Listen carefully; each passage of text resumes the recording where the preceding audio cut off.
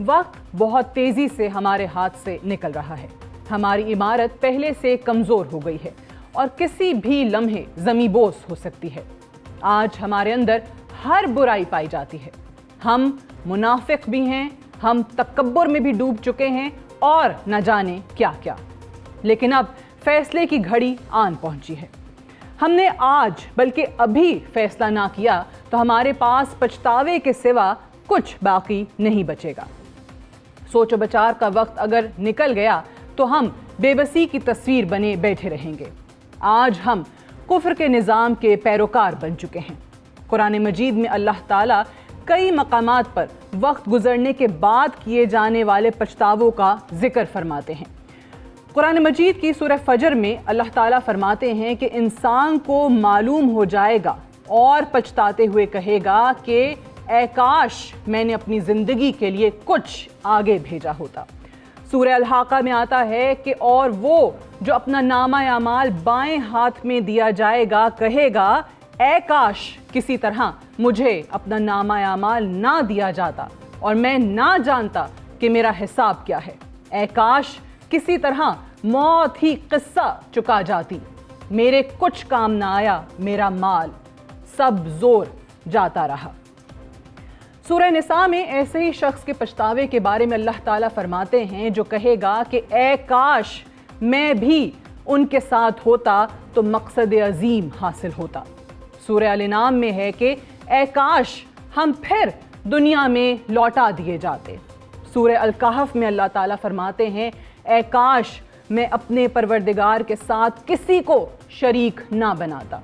ایک اور جگہ سورہ الفرقان میں آتا ہے کہ اے کاش میں نے پیغمبر کے ساتھ راستہ اختیار کیا ہوتا، اے کاش میں نے فلاں شخص کو دوست نہ بنایا ہوتا۔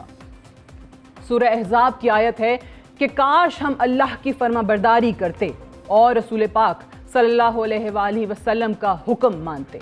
اسی طرح سورہ نبا میں انسان کے پچھتاوے کا ذکر ہے کہ اے کاش میں مٹی ہوتا۔ اللہ اور رسول کی اطاعت کے بغیر ہم دنیا اور آخرت میں کسی بھی صورت فلاح نہیں پا سکیں گے۔ آج ہم دنیا کی عیش و عشرت میں ڈوب چکے ہیں، اچھائی اور بدی میں تفریق ختم کر چکے ہیں اور روز آخرت کو مکمل طور پر بھلا چکے ہیں۔ ہمارا وقت بھی گزرنے کے قریب ہے۔ ایک بار وقت گزر گیا تو پھر ہم ہاتھ ملتے رہ جائیں گے۔ اپنی زندگیوں کا اگر جائزہ لیں تو ہمیں احساس ہوگا کہ ہم نبی پاک صلی اللہ علیہ وآلہ وسلم کی تعلیمات سے کوسوں دور ہیں۔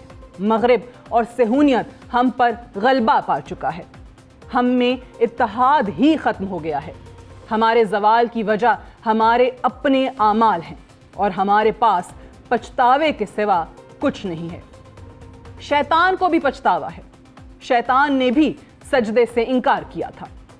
رسول اللہ صلی اللہ علیہ وآلہ وسلم نے فرمایا جب ابن آدم آیت سجدہ تلاوت کر کے سجدہ کرتا ہے تو شیطان الگ ہو کر رونے لگتا ہے اور کہتا ہے ہائے افسوس، ابن آدم کو سجدے کا حکم دیا گیا تو اس نے سجدہ کر لیا تو وہ جنت کا مستحق قرار پایا، جبکہ مجھے سجدے کا حکم دیا گیا تو میں نے انکار کر دیا اور میرا مقدر جہنم ٹھہری۔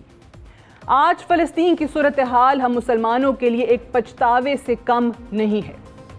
گزشتہ 10 ماہ کی صہیونی کارروائیوں کے دوران 40,000 کے قریب فلسطینی شہید ہو چکے ہیں، جبکہ لاکھوں کی تعداد میں معصوم فلسطینی زخمی ہیں، لیکن ان کے حق میں آواز اٹھانے والا کوئی نہیں۔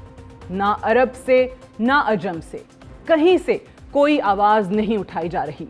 ہم صہیونیت کے پیروکار بن چکے ہیں اور ہم دنیاوی زندگی میں اتنے مصروف ہو گئے ہیں کہ اپنی پہچان ہی بھول گئے۔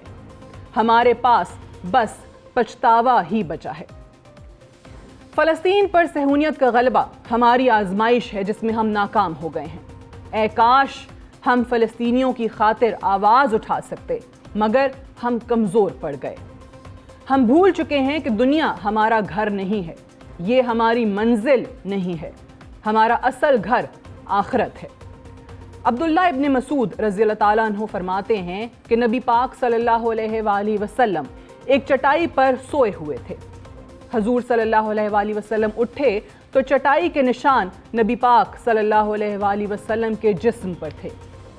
ہم نے دیکھ کر عرض کیا، یا رسول اللہ، اگر اجازت ہو تو ہم آپ کے لیے کوئی بستر، کوئی بچھونا دیں، کوئی نرم بستر۔